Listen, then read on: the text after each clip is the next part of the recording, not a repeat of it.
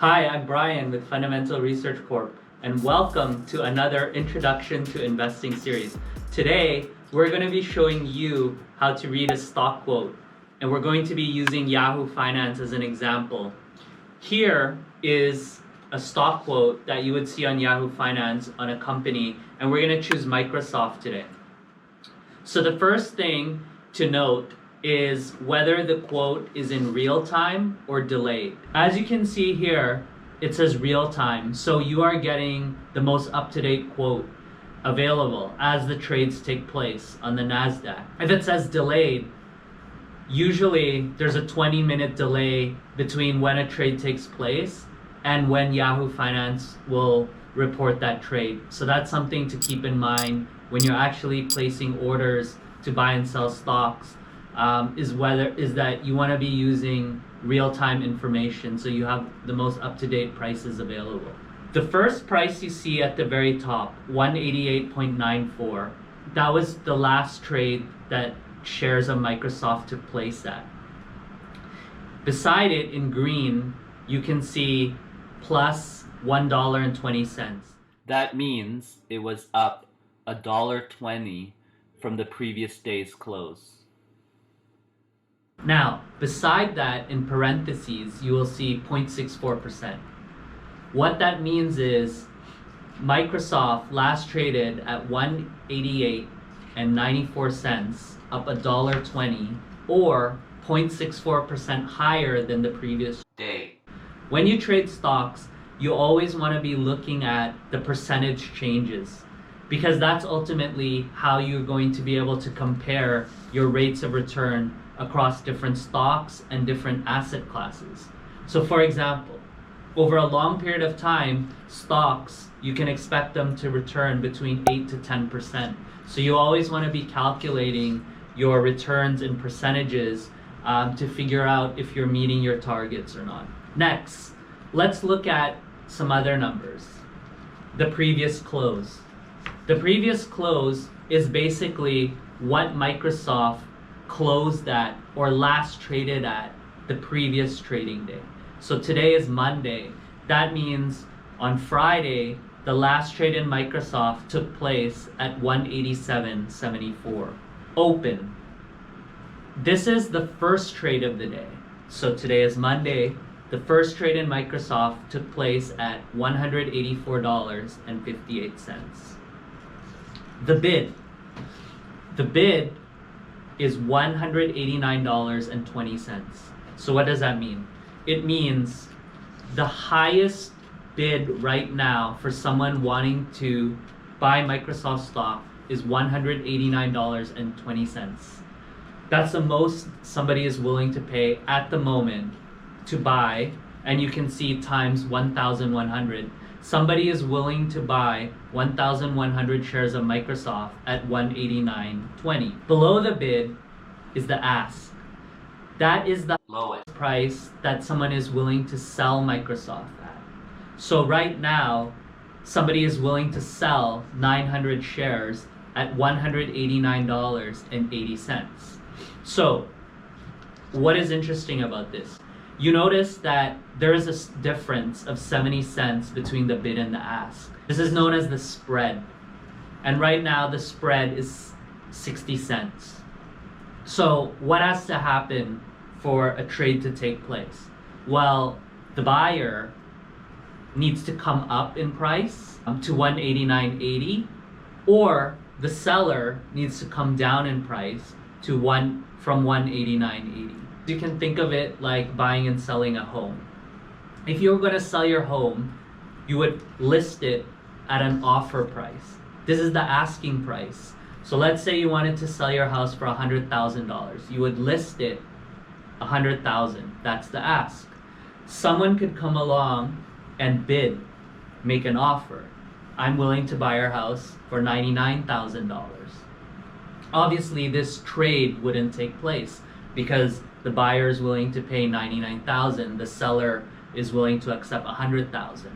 They have to come, either the seller has to come down or the buyer has to come up, and they need to meet at an agreed upon price for the trade to take place. It's no different really in stocks.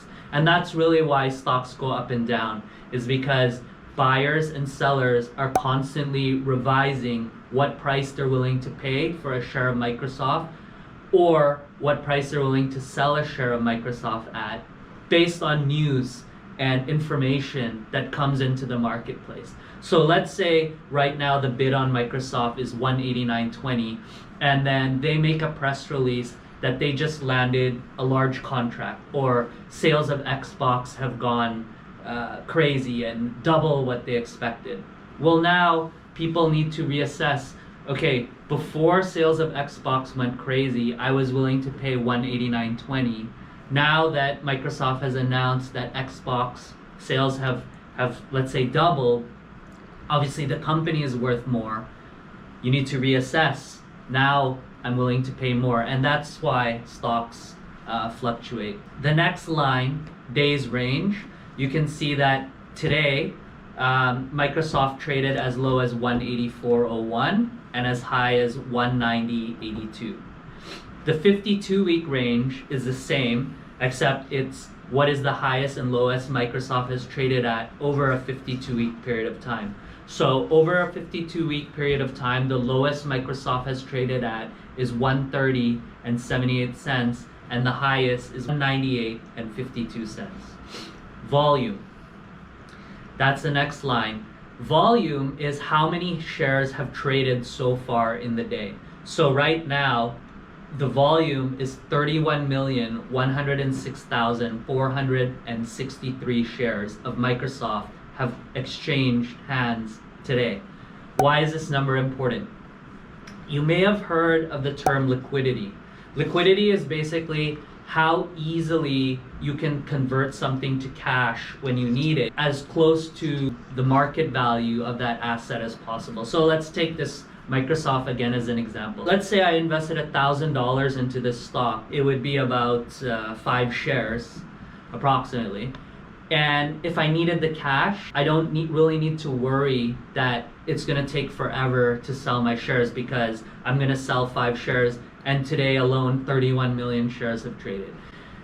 In contrast, let's bring it back to the house example. If I have my money in a house and I need to convert that to cash, I might not be able to do it the day I want. And most likely I won't be able to do it the day I want. It's uncertain. We need to find a buyer. We need to, if that buyer needs financing, line up financing, and so many things need to happen before I actually get the cash. Whereas with Microsoft, it's more liquid than a house, because again, it's trading a lot of shares every day. There are some stocks where some days they don't trade at all. Some days they might trade only a few hundred shares, a few thousand shares, and if you want to liquidate your stock to get the cash out, you're gonna have to maybe adjust the price a lot in order to get that trade done. If you look at the value of the number of shares traded at Microsoft today, it's huge. 31 million times approximately $200. This is billions of dollars worth of Microsoft stock trading today. Okay, next, average volume. This tells you on an average day how many shares of Microsoft traded. So 46,784,473 shares of Microsoft will trade on average per day. So obviously today at 31 million, it's a below average trading day. Let's move to the next column now and talk about market cap. Market cap is the total value of all the outstanding shares of Microsoft. So right now, the total market value of all the shares of Microsoft outstanding is $1.433 trillion.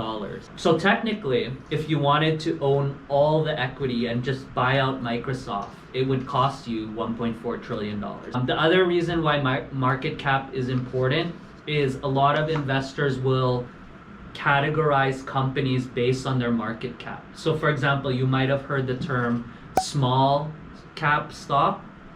Small cap stock, there's many definitions, but let's say you said any company that has a market cap of less than 200 million is considered small cap, 200 million to a billion is considered mid cap, and anything over a billion is large cap. So market cap to calculate is basically the last trading price, $188.94, times the total number of shares outstanding will give you $1.433 trillion.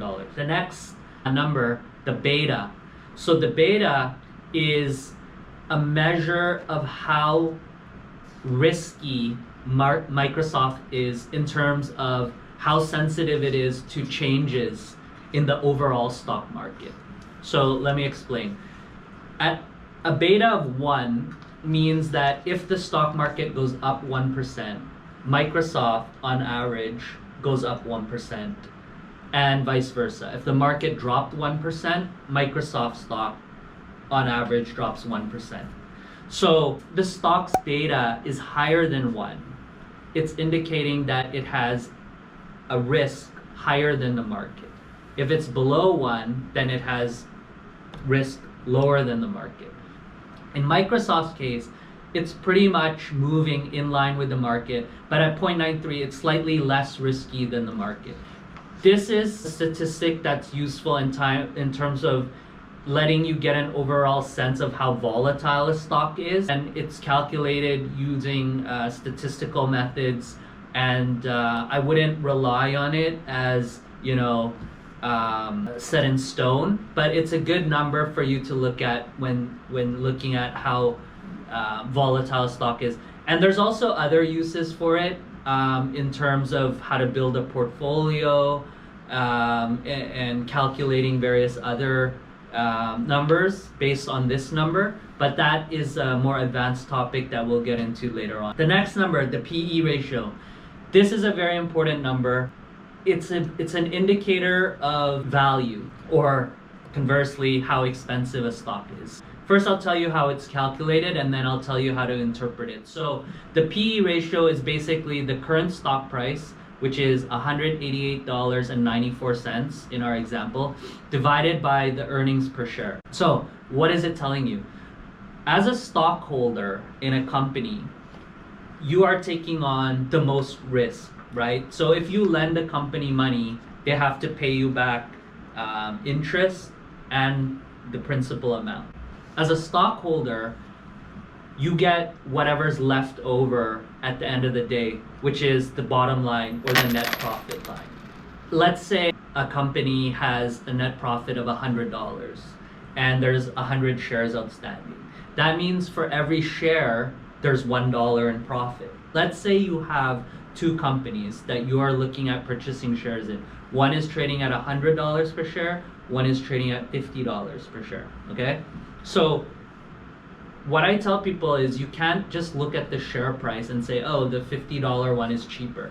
Actually, the way a company structures its shares outstanding and therefore the share price, it actually doesn't matter. You need to standardize it, which means you need to calculate something like a PE ratio, and I'll show you why. So if you have a stock trading at $100, and let's say it's earning $4 per share, that stock is trading at 25 times earnings. 100 divided by 4, 25. Let's look at the $50 stock. Let's say it's trading at $50, but it's only generating $1 per share. This stock is trading at 50 times earnings.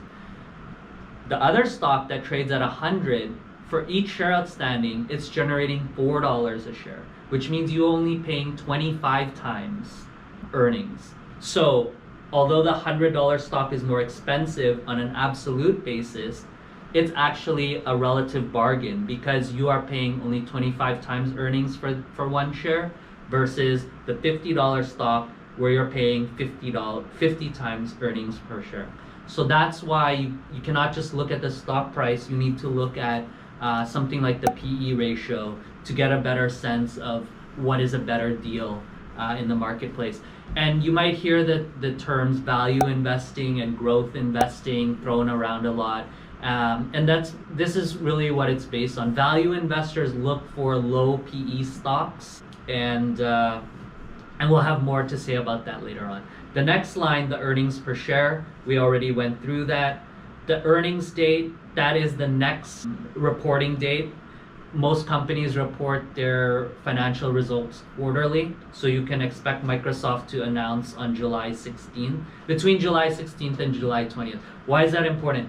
Well, right now, because of the coronavirus, a lot of investors are waiting to see how companies have been impacted, especially between the periods between March and the end of June. So a lot of countries around the world were in lockdown March, April, May, and that's really going to show up in the next set of financial reporting. So whether a company announces results greater or less than what people are expecting, the stock price should react. You should remember that stocks are forward-looking. They're based on expectations. Anything that everyone already knows should be reflected already in the stock price. So what moves stocks is really news or information that comes out that was not expected. Forward dividend and the yield. This is important because it basically tells you for each share of Microsoft you own, how much of a dividend you're going to get. So for each share of Microsoft you own, you can be expected to receive $2.04 as a dividend from Microsoft. What is a dividend? Companies, not all companies pay dividends. Usually high growth companies do not pay dividends because all the cash that's coming in, they're taking it and they're reinvesting it. Dividends are usually paid by companies that are producing excess cash. So they have cash coming in, they need to pay their expenses, reinvest in equipment, maintain equipment, and anything over that, whatever the company feels that they don't need, they cannot redeploy to earn a high return on capital, return it to shareholders in the form of a dividend. So basically that's the company sending cash directly to you, usually deposited straight to your brokerage account. So it's $2.04 for each share of Microsoft you own, and the yield is 1.09%. Okay, what does that mean? That means you take $2.04 that Microsoft is going to expected to send you in cash every year, and you divide it by how much you need to pay to get that one share, which is $188.94, and you get 1.09%. It's kind of like an interest rate, right? If you have a bond that you purchase for $100 and it's going to pay you 1% interest a year, that means every year it's going to pay you $1. Well, then the interest rate is 1%. In this case, we call it a yield, and it's 1.09%. This is an important number for people that look for income in their investing strategy. Maybe you're retired, or for whatever reason you need a certain amount of cash to come in. Then you would want to find high yielding stocks. You can also compare this 1.09 to other rates in the market, right? What are bonds paying? What is your bank account paying? What are other dividend paying stocks paying? And then you can compare which one is generating more yield. So when you look at, if you remember at the beginning of this video, I told you need to look at your return in percentage terms. You need to also consider the dividend. So if a stock goes from 100 to 105 in a year, that's a 5% gain. If they pay you $1 in dividend, that's another 1%. So your total return is 6%, right? Buy it for 100. End of the year, it's worth 105. That's a 5% gain. They've also sent you $1. That's a 1% yield. 5% plus 1%, 6% total return.